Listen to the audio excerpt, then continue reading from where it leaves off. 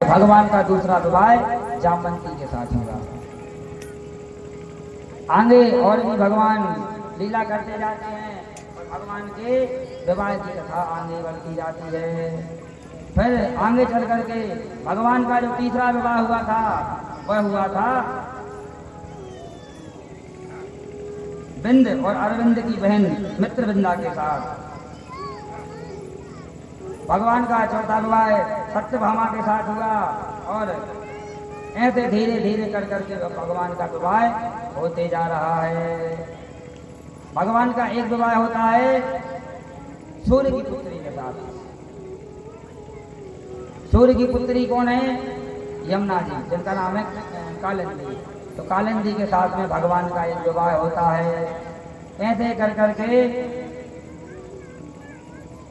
छठवां विवाह भगवान का नग्नजित के साथ होता है और सातवां भद्रा के साथ और आठवां होता है भगवान का विवाह लक्ष्मण के साथ। इस प्रकार से भगवान के 7-8 विवाह हुए।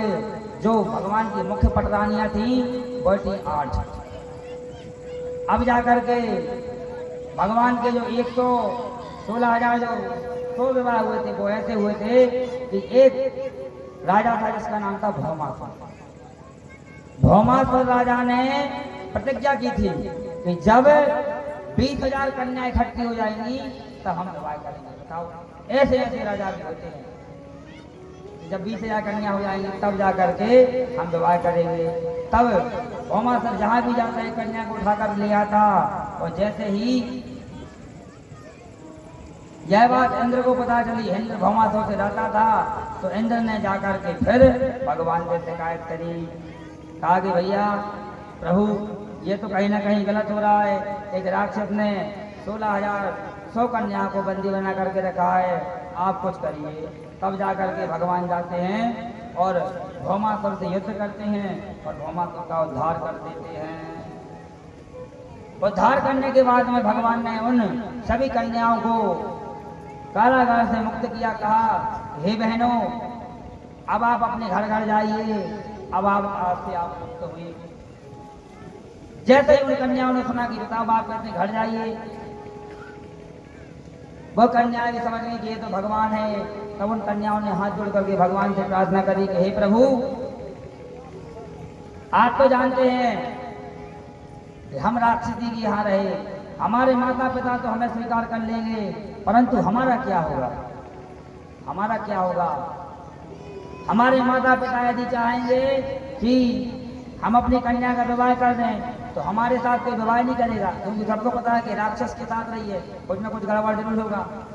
तो हमारे पास केवल 2 ही मार्ग हैं। बोले कौन कौन? बोले या तो फिर हम गलत मार्ग पर निकल जाएं या फिर हम आत्महत्या कर लें। भगवान का बड़े लफड़े वाली बात है।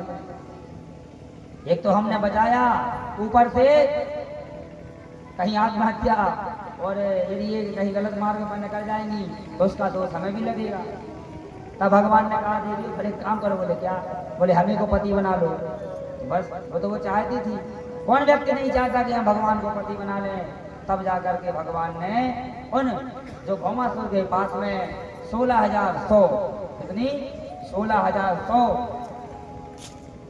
कन्या को राजा ने बंदी बनाया था, उनके साथ भगवान ने लीला के माध्यम से 16,100 रूप बनाए और बना करके सबके साथ वाणी ग्रह संस्कार कर लिया।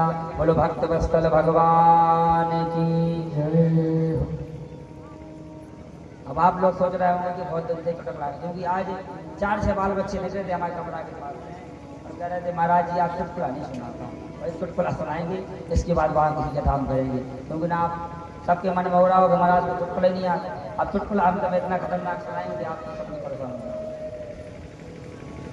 एक समय की बात है कि एक गांव में एक व्यक्ति रहता था, और व्यक्ति इतना खतरनाक, इसकी कोई सीमा नहीं।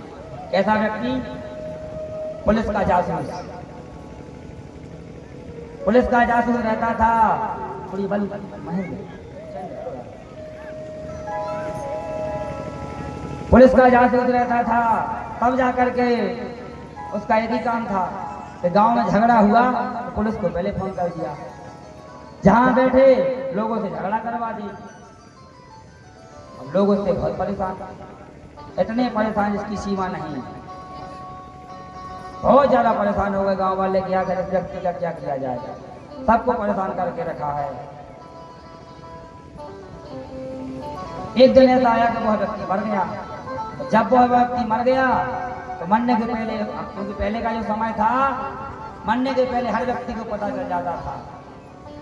देखो एक तो सबको परेशान किया, सब उससे परेशान हो गए, कोई जेल में है, कोई कहीं है, कोई कहीं है, किसी का झगड़ा करवा देना, कुछ करवा देना, तो लोग उससे परेशान तो थे ही। उसने क्या किया कि अपने जेब में एक चिट्ठी लिखी, कहा कि हे भैया, हम सभी ग्रामवासियों से माफी चाहते हैं कि हम जब तक जिए हमने सबको परेशान किया, पर अब हम मर रहे हैं, और जब हम मर रहे हैं तो सभी ग्रामवासियों से हम क्षमा मांगते हैं।